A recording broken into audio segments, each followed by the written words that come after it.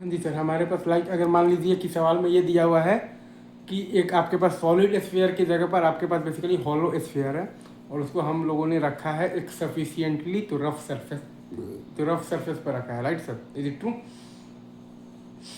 और उसके centre of मास को एक्स से हम लोगों ने बेसिकली इसके लिए जो डिस्प्लेस कर तो छोड़ दिया, तो हमें बताना है तो find the time period of the ऑक्सीलेशंस।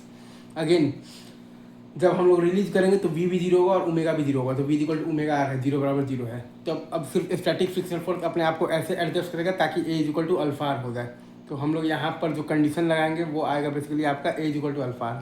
Frictional force को हम लोगों ने मान लिया है फॉरवर्ड डायरेक्शन में, right sir, is it true? Forward direction में मान लिया है फ्रिक्शनल फोर्स को और अब उसका वैल्यू निकाल लेंगे। अगर वो वैल्यू आ गया है बेसिकली तो पॉजिटिव आ गया है, मतलब कि हमने जो माना था वो सही है, फ्रिक्शनल फोर्स का डायरेक्शन फॉरवर्ड है। और अगर बेसिकली वो वैल्यू निगेटिव आ रहा है, मतलब कि हमने जो माना था वो बेसिकली तो गलत है, असल डायरेक्शन उसका उल्टा है। तो हमने बेसिकली फ्रिक्शनल फोर्स को फॉरवर्ड मान लिया है, तो ए इज इक्वल टू आ गया है हमारे पास के एक्स माइनस एफ और बाई एम, ठीक है। और अल्फा इज इक्वल टू आपके पास क्या मतलब कि आता है, तो torque by I, moment of inertia, torque by I, torque है आपके पास एफ आर, स्प्रिंग फोर्स का टॉर्क जीरो है क्योंकि वो सेंटर ऑफ मास से पास कर रहा है, तो F into R by I है आपके पास 2/3 इंटू एम आर स्क्वायर है, right sir, is it true? तो वहाँ से आप जब देखिएगा फिर आपके पास आ जाएगा बेसिकली आपको लगा देना है condition basically of the pure running on the basically क्या, तो स्टेशनरी ग्राउंड, तो ए इक्वल टू अल्फा, तो वो लगाने से एफ इक्वल टू आपके पास आ गया है 2kx/5। तो फ्रिक्शनल फोर्स का वैल्यू आपके पास क्या आ रहा है, तो पॉजिटिव आ रहा है, मतलब कि जो माने थे वो सही है। तो ए इज इक्वल टू आपके पास आ जाएगा 3 into K into X by 5m, A is equal to आपके पास आ जाएगा 3kx/5m। टाइम पीरियड आपके पास आ जाएगा 2π√5m/3 के, टाइम पीरियड आपके पास आ जाएगा 2π√5m/3 के, right sir, is it true? अब हम लोग चाहें तो इनर्जी मेथड भी लगा सकते हैं।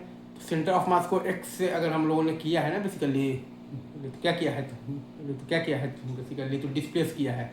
तो सेंटर ऑफ मास को एक्स से डिस्प्लेस किया है, तो स्प्रिंग भी चूंकि आपका सेंटर ऑफ मास से ही जुड़ा हुआ है, तो स्प्रिंग में भी एलोंगेशन आपके पास एक्स ही आएगा। तो स्प्रिंग का इलास्टिक पोटेंशियल एनर्जी है आपके पास half into K into X square, ये सही है। अच्छा, अब ये चूंकि pure rolling on the stationary ground है, तो v इज इक्वल टू आपके पास तो क्या है बेसिकली ओमेगा आर है, राइट।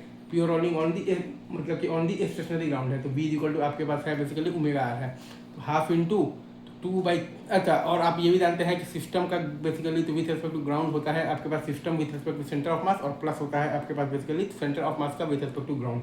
अगेन मैं फिर से बोल रहा हूँ, सिस्टम का विथ रिस्पेक्ट टू ग्राउंड होता है आपके पास सिस्टम का with respect to centre of mass, और प्लस होता है आपके पास सेंटर ऑफ मास का with respect to ground. Again last बोल रहा हूँ, सिस्टम का विथ रिस्पेक्ट टू ग्राउंड बराबर आता है सिस्टम का with respect to centre of mass, और प्लस आता है आपके पास सेंटर ऑफ मास का विथ रिस्पेक्ट टू ग्राउंड।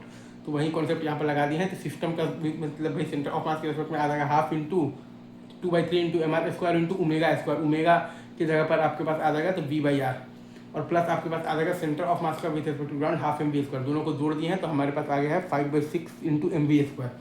दोनों को जोड़ने से हमारे मतलब ये तो हमारे पास तो क्या आ गया है 5/6 इंटू हमारे पास आ गया है mv square, right sir, is it true?